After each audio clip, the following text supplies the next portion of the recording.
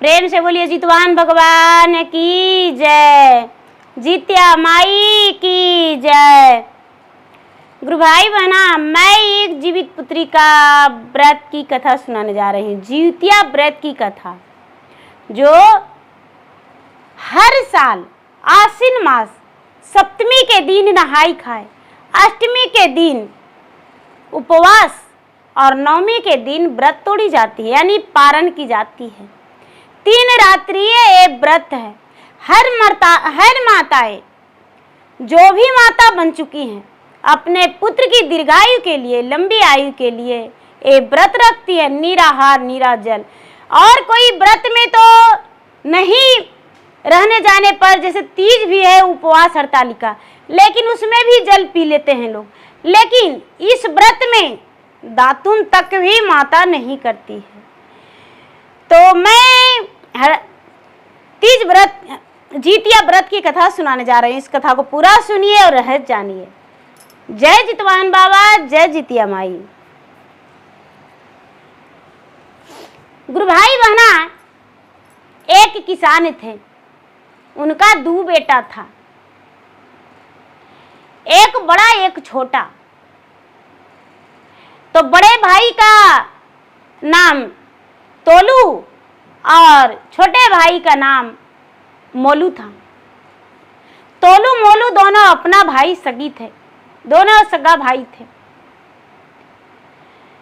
किसान दोनों बेटा से अधिक प्यार करते थे। धीरे धीरे समय बीतता जा रहा था। किसान का दोनों बेटा तोलू और मोलू दोनों बड़ा हो गया। किसान क्या करते हैं कि पहले बड़ा बेटा को शादी कर देते हैं, बड़ी बहू आ जाती है घर में। फिर छोटा बेटा के भी ब्याह करते हैं, छोटी बहू भी आ जाती है। दोनों बहू घर में आ जाती है, दोनों घर में रहने लगती है। लेकिन किसान की जो बड़ी बहू है, वो पहले से घर में थी और बड़े अभद्र व्यवहार से घर में रहती थी। उसका रसोई घर में जूठा, रसोई घर में खाना खा लेना, रोटी बनाते बनाते खा लेना, कोई देवी देवता नहीं करना, अपने से बड़े को एकार भाषा बोलना, बदतमीजी करना। और जो छोटी वाली थी, वो बड़ी प्यार से किसी से भी बात करती थी और सबसे अच्छे से बात करके और अच्छे से रसोई घर में नीप धो के बनाती थी। धीरे धीरे समय बीत रहा था। बड़ी वाली का संतान नहीं हुआ, बड़ी वाली का संतान नहीं हुआ। छोटी वाली जो थी, छोटी वाली को भी संतान नहीं हुआ। गांव टोला मोहल्ला सब कोई ताना मारने लगे, कहने लगे कि देखिए ना, तोलुआ और मोलुआ दोनों के बाल बच्चा नहीं है, भगवान दोनों के निर्वंशे बना दिया है, भगवान दोनों के बांझे रख दिया है। जिधर भी जाते दोनों गोतनी लोग देख के मुंह फेरने लगे। अरे बाप रे, ये बंझिनिया आ रही है, ये तो बांझ है, इसका एक को संतान नहीं है। इसको भगवान जो है पता नहीं क्या कर्म करके आई है। दोनों गोतनी, एक को के बाल बच्चा नहीं है। 1 साल बीता, 2 साल बीता, 4 साल बीता, 5 साल बीता, कई वर्ष बीत गया, लेकिन 2 गो में एक को के भगवान बाल बच्चा नहीं दिए। सारी लोग हंसते रह गए। एक बार की बात है, सभी लोग जितिया व्रत के लिए जा रहे थे।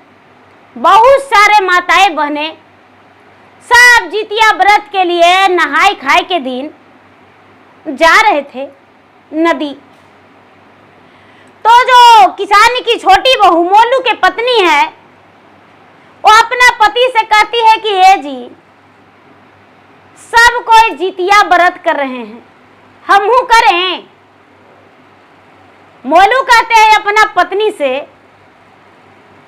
कि अरे पगली, सबके तो बेटा बेटी है, लेकिन तुम्हारा कौन है जो तू व्रत करेगी? तुम्हारा तो कोई है ही नहीं है, तुम तो निसंतान हो, बांझ हो। तो बोला तुम किसके लिए व्रत करेगी बताओ? इतना तो देवी देवता सब कुछ करती हो, लेकिन तुम्हें संतान नहीं हुआ। क्या जितिया करने से भगवान संतान दे देंगे? बेचारी जो किसान की छोटी बहू राधा है, वो कहती है कि ये जी एक बार हमको हाँ कह दीजिए ना, हमको ई व्रत करने का बहुत मन है। क्या होगा, सारी व्रत किए हैं तो यहू व्रत कर लेंगे, क्या होगा? कहते हैं किसान की मोलू कहते हैं कि जाओ बड़ी भाभी से पूछ लो, हो सकता है बड़ी भाभी भी जाएं और जितिया व्रत करें, तो उनसे भी पूछो। बोले कि ठीक है। जो राधा थी वो जाती है अपने जेठानी के पास और जाके कहती है कि जेठानी जी हम जा रहे हैं नदी नहाने, हम जितिया व्रत करेंगे, क्या आप भी ये व्रत करेंगे? चलिए ना मेरे साथ। डट के बोलती है कि अरे तुम तो जहिया से आई हो, खन कहती हो एतवार करेंगे, खन कहती हो छठ करेंगे, खन कहती हो तीज करेंगे, खन कहती हो एकादशी करेंगे, खन कहती हो कर्मा करेंगे, खन कहती हो मंगलवारी करेंगे, आज करेंगे कि जितिया व्रत करेंगे। अरे इस मन ढोंग करने से बेटा बेटी नहीं होगा। हम लोग को भगवान बांझ लिख के भेजा है, जा तुमको करना है तो करो, हम ही व्रत नहीं करेंगे। जाओ, रोज इतना चावल कौआ के लिए छींटती हो, रोटी देती हो कौआ के, भात देती हो कौआ के, तोता मैना के खिलाती हो, क्या हो जाता है?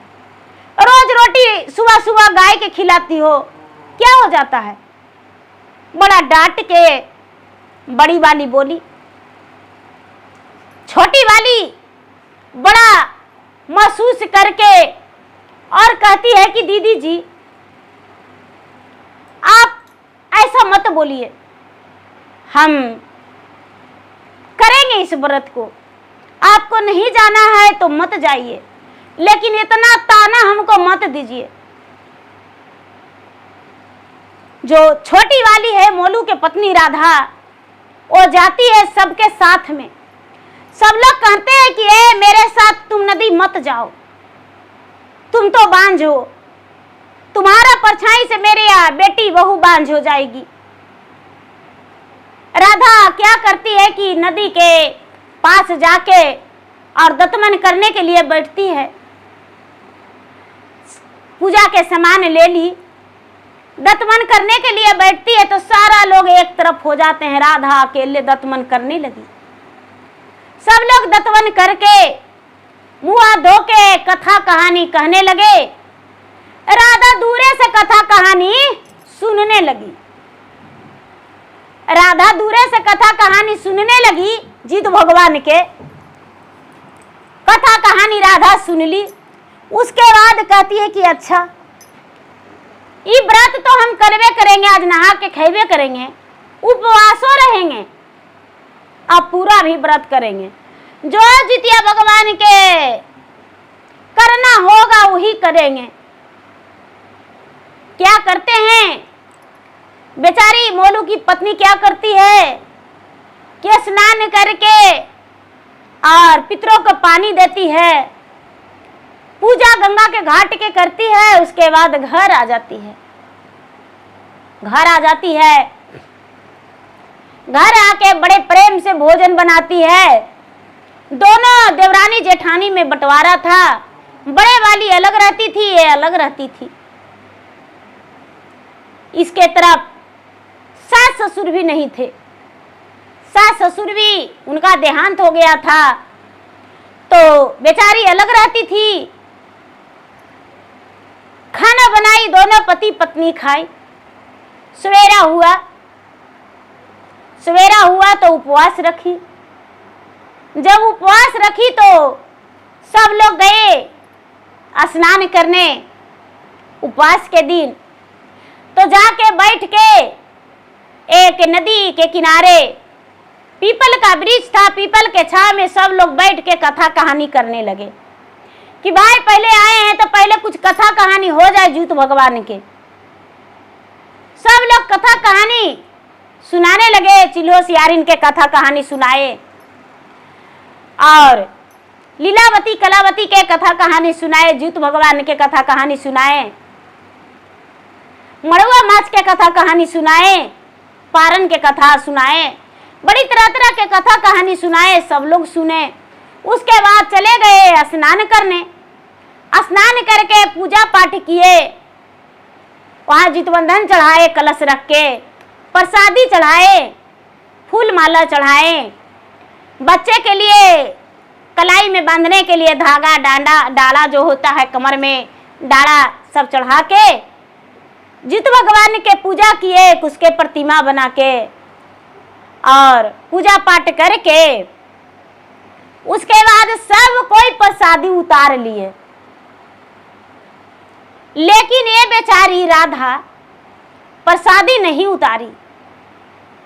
जितवान भगवान से कहती है, गंगा मैया से कहती है कि हे गंगा मैया, सबके तो बेटा बेटी है तो प्रसादी उतार के ले जाएगी और कल पारण करने से पहले बेटा बेटी के पहनाएगी जितिया, कलाई में धागा बांधेगी, बेटा के गला में जितबंधन पहनाएगी, तब अपने पहनेगी। लेकिन हम किस लिए उतार के ले जाएं? मेरा तो बेटा बेटी है ही नहीं है, हम किस लिए उतारेंगे? ये फल फलारी और ये अनरसा और ये पड़ुकिया ये सब ले जाके क्या करेंगे? क्या करती है कि वो ऐसी छोड़ देती है। सब लोग आ गए, बेचारी सबसे पीछे आई। शाम का समय था।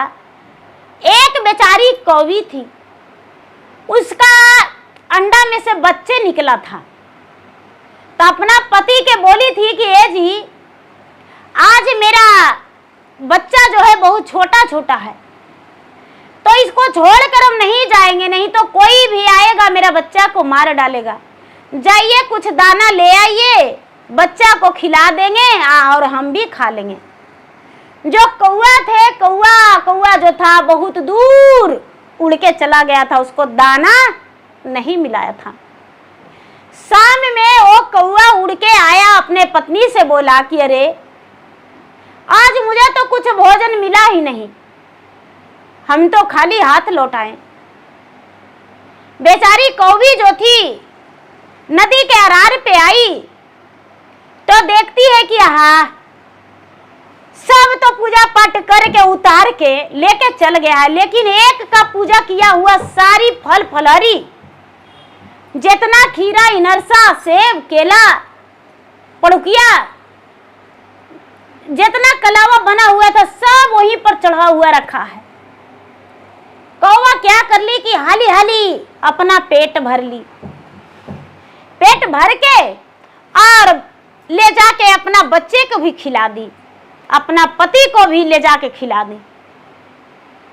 पेट पूरा भर गया। कौवा कहती है कि हे भगवान, सबके पास तो मुझे नहीं मिला, लेकिन पता नहीं एक बेचारी कौन थी जो मेरे लिए इतना सारा चढ़ाई थी। हे भगवान, हम कई दिन के भूखा थे, 7 दिन के भूखा, और मेरा पेट भर गया। हे भगवान, उसको भला करिए, उसको पुत्रवर्ती और सुहागिन रखिए, घर में अन्न धन उसका भरा रहे। हे भगवान, जरूर वो कोई बेचारी निपुती माँ होगी, उसका पुत्र नहीं होगा। कौआ ऐसा बोल के आशीर्वाद दी। सवेरा हुआ तो फिर सवेरे सब कोई नदी गए। बेचारी राधा भी नदी गई, मोलू के पत्नी।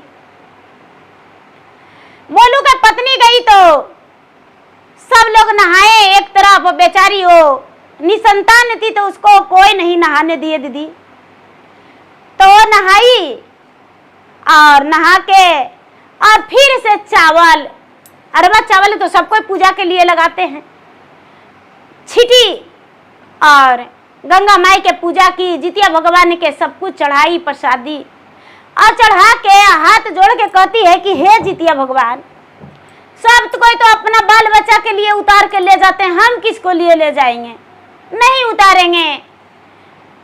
कौआ चिड़ै चुरगू सब खाएगा, उसका पेट भरेगा, नाम लेगा। इतना कह के और सब कोई चले गए। बेचारी टसर टसर गंगा के घाट पर रोने लगी। जब गंगा के घाट पर रोने लगी, गंगा माई से कहती है, जितवाहन भगवान से कहती है, ये जितवाहन बाबा, हे गंगा मैया, एक मन करता है कि गंगा में डूबी लगा के अपना प्राण त्याग दे, दूसरा मन करता है कि हम कोई गलत तो नहीं किए हैं, आखिर कौन सा कसूर किए हैं जो हमको एको संतान नहीं दिए हैं।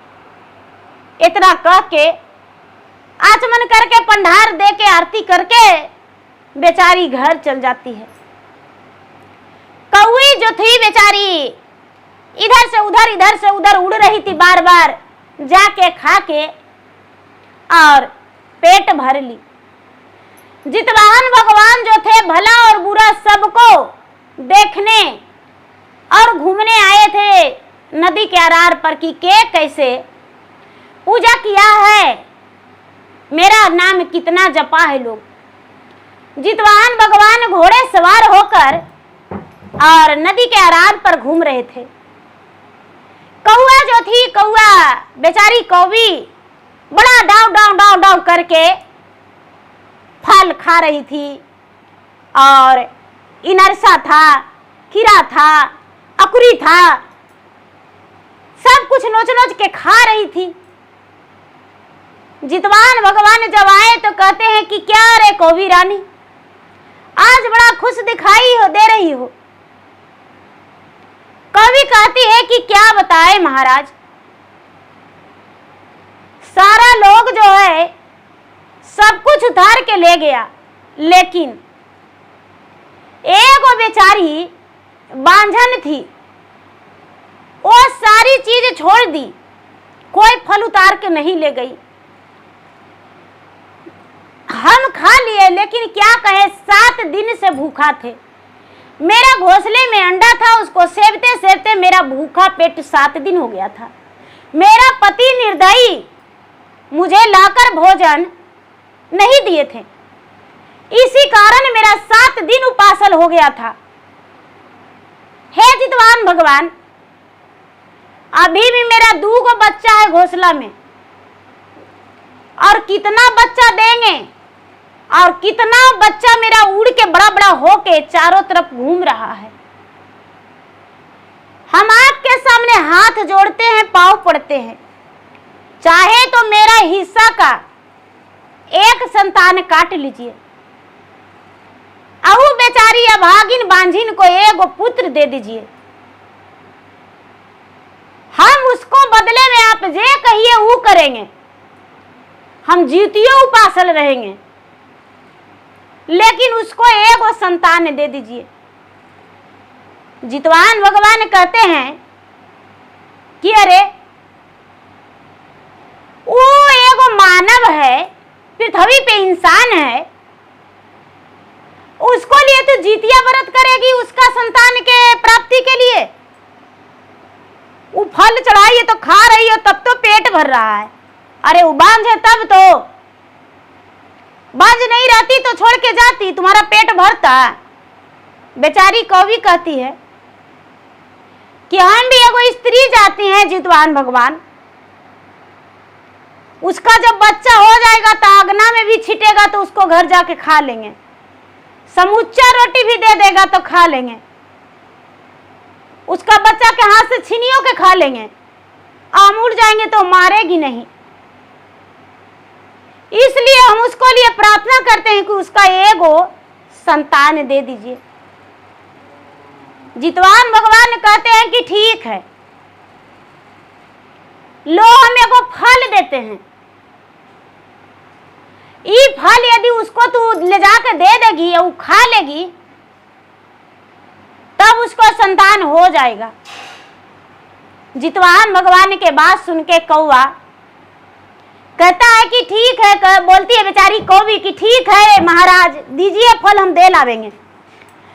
कहते हैं जितवाहन भगवान की वो तो बोलेगी कि झूठा है, अब जब तक तू जाओगी तुम्हारा बच्चा घोंसला में मर जाएगा। तुम्हारा पति तो निर्दय है, तुम्हारा बच्चा को देखता नहीं है।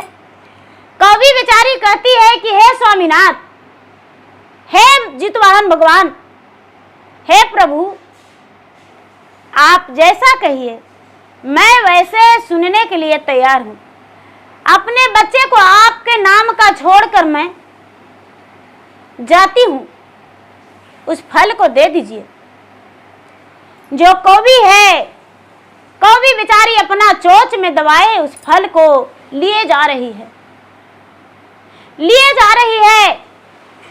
बेचारी नदी से वो बांझन स्त्री राधा आंगन में जाके बैठी थी, धूप देके, पंडार देके और व्रत तोड़ने के लिए सोच रही थी। इतना ही में तू फल गिरा देती है। कौवा देखने लगती है, राधा तो कहती है कि अरे ये कौआ जगह फल गिराया है, जाओ कुछ भी रहे कौआ चाहे इसमें जहर क्यों ना डाल दे, लेकिन फल ही वाला हम खा जाएंगे। राधा के पति कहते हैं कि अरे तू पागल हो गई है जो कौआ के दिया हुआ फल खाएगी। कहती है कि ए जी, इसमें कौआ चोचो नहीं लगाई है, हम अवश्य खाएंगे। क्या करते हैं कि राधा खा जाती है वो फल को, दूध से व्रत तोड़ के वो फल खा जाती है। 4 दिन 8 दिन 10 दिन महीना दिन बीता तो राधा को उल्टी होने लगा, चक्कर देने लगा। अपना पति से कहती है कि देखिए ना मेरा जी अचर पचर लगता है, बड़ी मेरा जी घबरा रहा है, कैसन कैसन तो लग रहा है। उसके पति कहते हैं कि जाओ डॉक्टर से दिखा लो। राधा सोचती है कि जरा हम 1-2 पड़ोसनों से कह के देखते हैं, जो कुछ कहें। आधी उम्र तो बीत गया था। अगल बगल के 1-2 पड़ोसन थे, वो बूढ़ी बुजुर्ग थे। कहते हैं कि ये चाची देखिए ना, मेरा बड़ी जी घबराता है, बड़ी अचर पचर मन लगता है, पता नहीं मेरा क्या हो गया है। पड़ोसिनिया कहते हैं कि और कैसे न लगता है, तो उल्टी होता है। पड़ोसिनिया हंसकर बोलते हैं कि अरे क्या होगा, उल्टी होने दो, क्या दिक्कत है, अरे इतना बड़ा शरीर में 2-4 गो उल्टी हो जाएगा तो क्या दिक्कत है। राधा हंसकर कहती है कि अरे चाची जी मेरा तबीयत खराब है। आप कहते हैं ठीक है। पड़ोसनिया चाची कहते हैं कि अरे खुशखबरी है, जो तुम्हारा बांझ लोग सब कहते हैं तुम्हें, वो बांझ का नाम छूट जाएगा। आप तुम्हें कोई बांझन नहीं कहेंगे, आप तुम्हारा चाहे तो बेटा या बेटी भगवान तुम्हें अवश्य देंगे, जितवाहन भगवान की कृपा से। अब तुम माँ बनेगी, जितिया भगवान तुम्हारा पुकार सुन लिए हैं। वो कहती है कि मेरा बच्चा होने वाला है, तो हाँ। बेचारी हंसते भी हंसते अपना पति से जाके बोली कि ए जी हम माँ बनने वाले हैं। उसका पति बड़ा प्रसन्न हो गए, कहते हैं किसी से मत बताना, जब बच्चा आएगा संसार में धरती पे तब लोग जानेंगे। राधा प्रतिदिन एक दिन घटाने लगी कि कब 9वां महीना 9 दिन बीतता है। धीरे धीरे धीरे धीरे समय व्यतीत होने लगा, धीरे धीरे समय व्यतीत होने लगा। 9वां महीना 9 दिन पूरा हो गया। राधा का ओद्र से एक संतान जन्म लिया। कितना सुंदर संतान जन्म लिया, एकदम उसका सूरत तो लग रहा है कि भगवान स्वयं धरती पर विराजमान है। जो भी देख रहे हैं वो कह रहे हैं कि हाँ राधा के दिन पर बेटा हुआ, लेकिन बड़ा सुंदर है। भगवान लगता है कि खड़ा होके इसको बनाए हैं। सब लोग देखकर बड़ा चकित कर रहे हैं। राधा उस बच्चे के साथ अपना खुश रहने लगी। उसको पोषण पालन में लग गई। धीरे धीरे समय बीतने लगा। बच्चा का 4 दिन, 8 दिन, 10 दिन, 12 दिन जब हुआ तो छठी बरही जो होती है, छठी बरही कराने के लिए राधा सोची, सबको बुलावा दिया, अपना जेठानी को भी बुलावा दी। सब लोग आए लेकिन जेठानी नहीं आई। राधा को बड़ा तकलीफ हुआ कि आहा, सब लोग के खुशी है लेकिन मेरा जेठानी का दुख है। सब लोग आए घर में लेकिन मेरा जेठानी घर में नहीं आई। सब लोग हंसी मजाक, उसके घर में खान पियन सब करके गए, लेकिन राधा की जेठानी नहीं आई। जब नहीं आए तो गांव के अड़ोसन पड़ोसन सगरों के एक ही होते हैं, जाके बोले कि अरे तुम्हारा देवरानिया के बच्चा हुआ है, उतना सुंदर बेटा हुआ है, सब लोग देखने गए और तुम देखने नहीं गई। बाप रे, कितना अच्छा बेटा, मोटे मोटे गोड़, मोटे मोटे हाथ है, जाओ तुम भी जाओ, पागल हो? अरे तुम्हारा बेटा रहे या तुम्हारा देवर के रहे, क्या दिक्कत है? सोचती है कि अच्छा यही मौका है। बड़ा हंस हंस के रोज बेटा के खिलाती है। उसका बेटा के तो हम ऐसा कर देंगे, ऐसा कर देंगे कि कभी सोचवे नहीं करेगी कि मेरा भी बेटा जन्म लिया था। रुको, हम बता देंगे, समझा देंगे। क्या करती है कि बच्चा के 1-2 महीना हो जाता है तो शुरू कर देती है जाना कि अरे भाई हमसे गलती हो गया, हमको माफ कर दो राधा, हम नहीं आ रहे थे, हमको लगता था कि तुम छोटी हो, तेरा संतान हो गया, और हम बड़ा हैं लेकिन हमको एक को नहीं है, इसीलिए शर्म के मारे हम तुम्हारे पास नहीं आ रहे थे।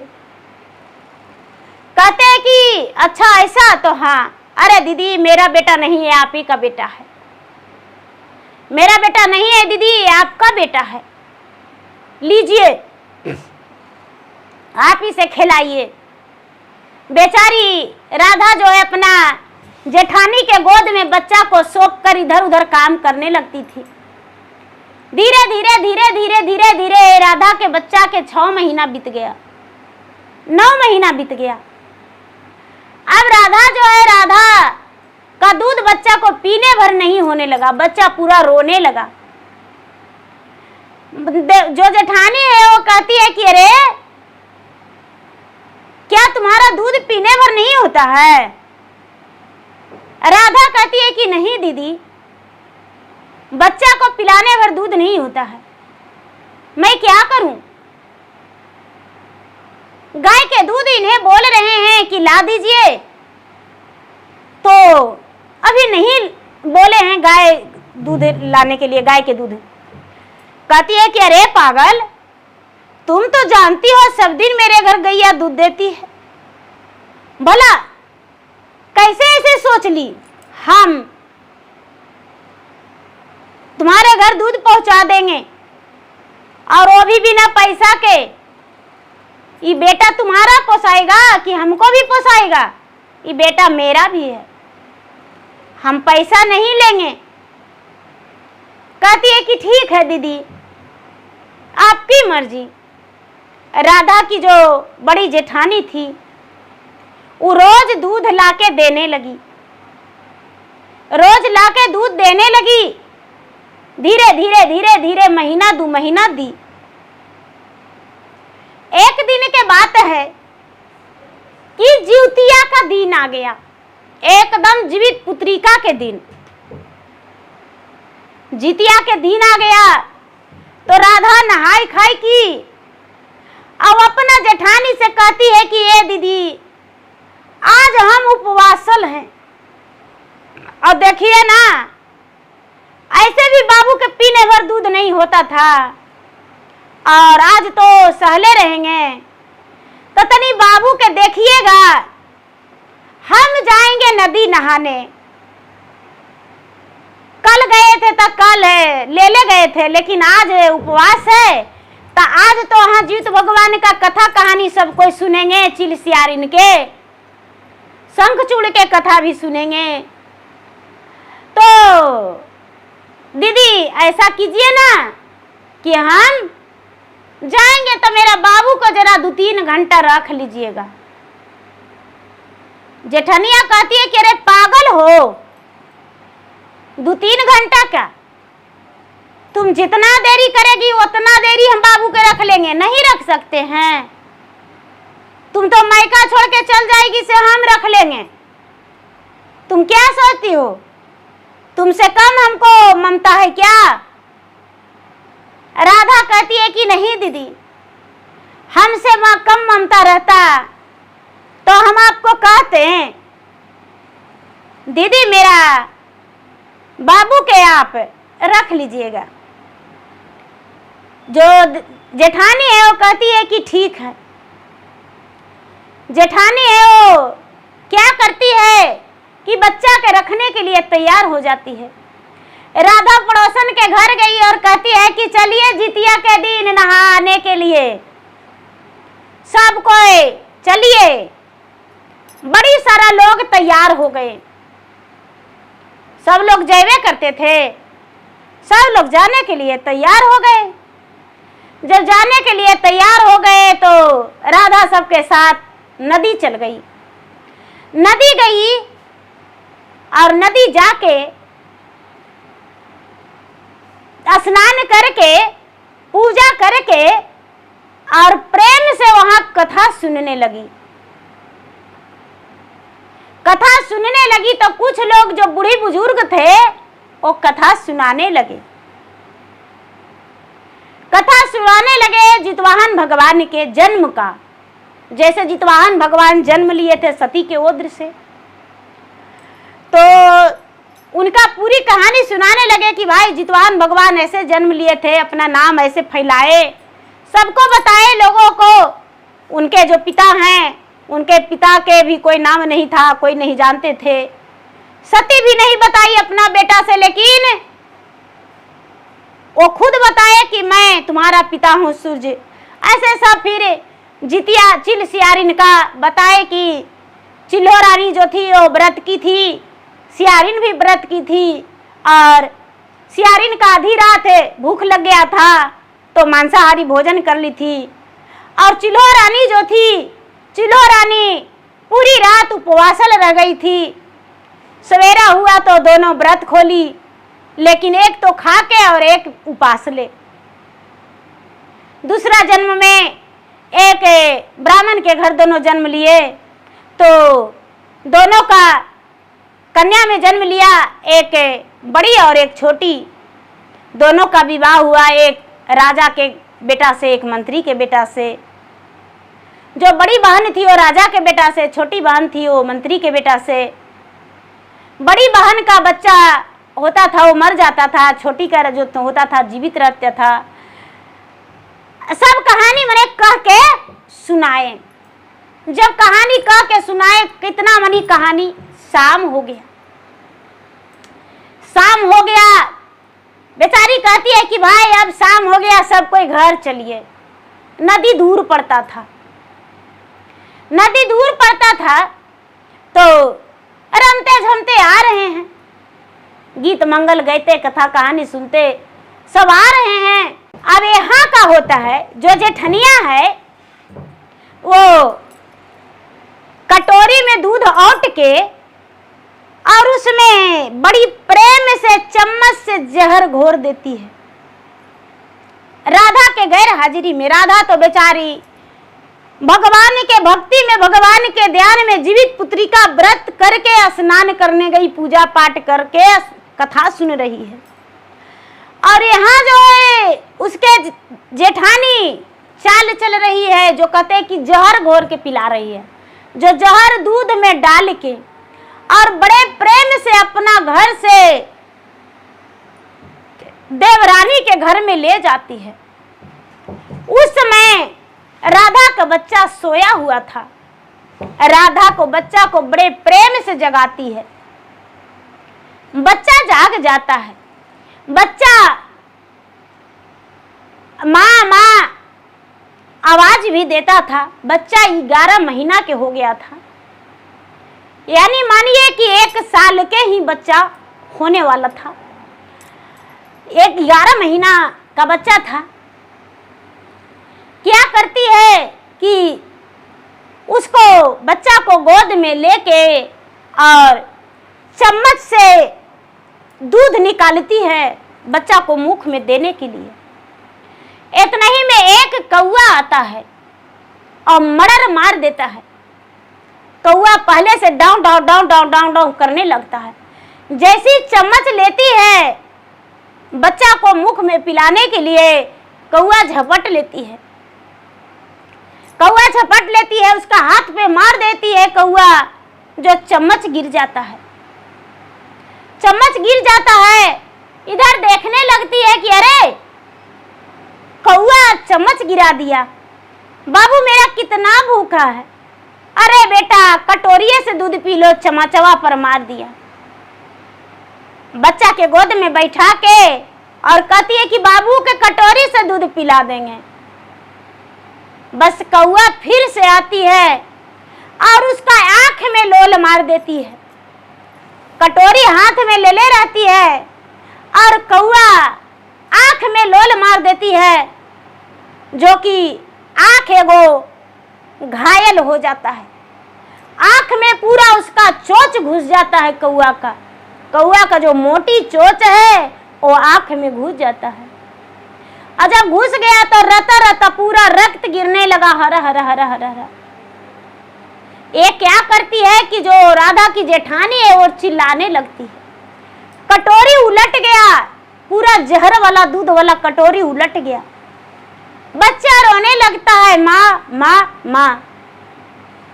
ये अपना आंख दबाए और चिल्लाने लगती है कि बाप रे, ये जितिया व्रत की है, हमको लगी काल की है। कौवा इसको बच्चा के रखने में पोसने में मेरा आंखें में लोल मार दिया। बहुत सारा लोग तो चले गए थे, राधा के पति आए, भाभी क्या हुआ?